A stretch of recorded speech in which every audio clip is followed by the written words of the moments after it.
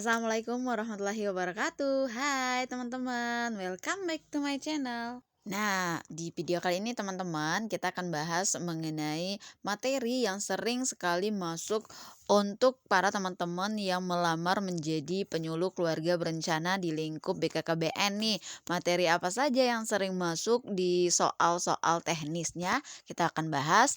Jadi teman-teman jangan lupa subscribe, like, and comment video ini ya. Semoga bermanfaat untuk teman-teman yang bakal mengikuti seleksi P3K Penyuluh KB di tahun 2023.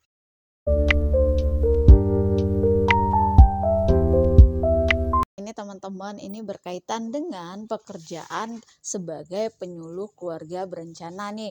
Yang pastinya yang harus kita ketahui nanti ketika kita mengikuti seleksi P3K sebagai calon penyuluh keluarga berencana.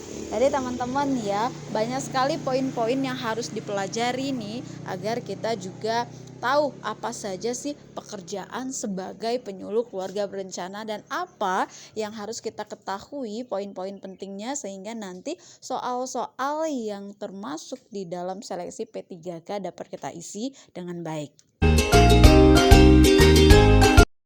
Nah, ini materi yang pertama yang harus dikuasai nih teman-teman. Ini berkaitan dengan modul atau materi alat dan metode kontrasepsi. Pastinya ketika kita menjadi petugas lapangan KB atau penyuluh keluarga berencana tidak akan asing dengan alat dan metode kontrasepsi.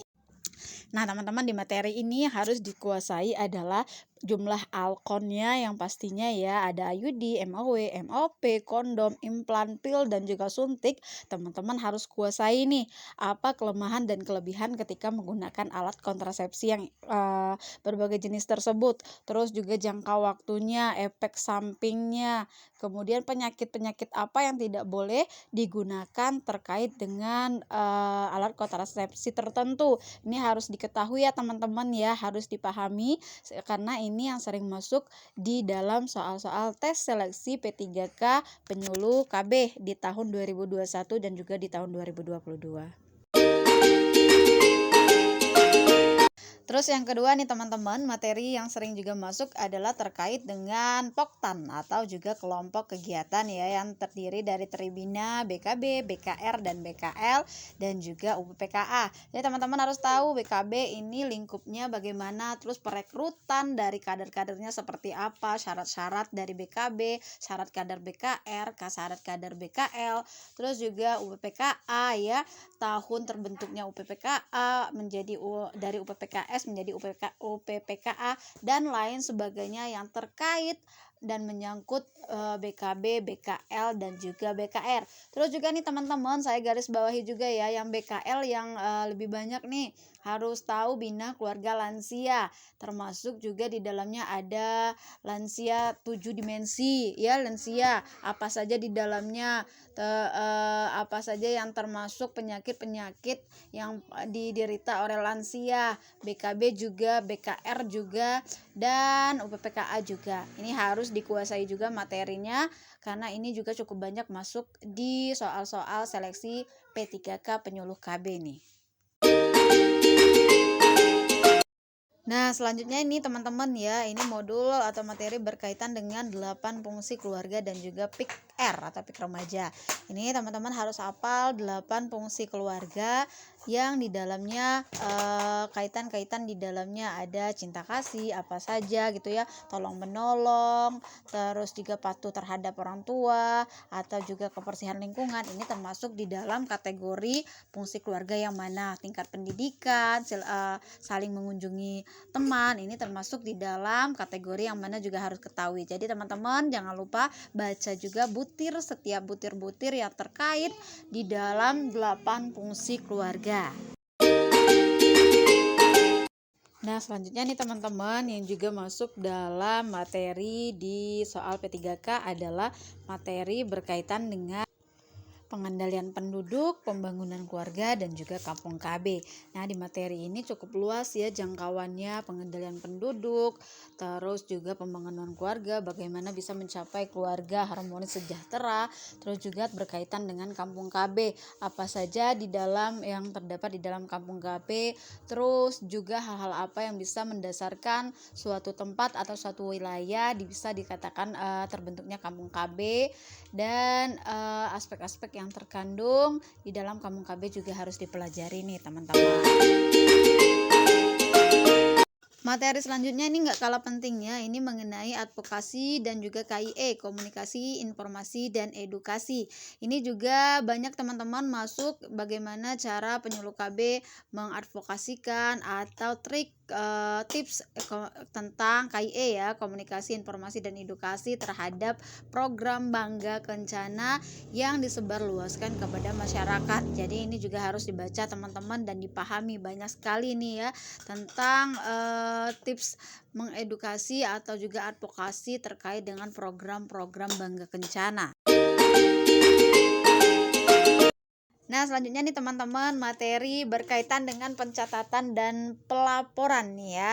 Ini berkaitan dengan IT. Jadi teman-teman juga harus tahu bagaimana mencatat dan juga melaporkan setiap butir kegiatan yang kita lakukan di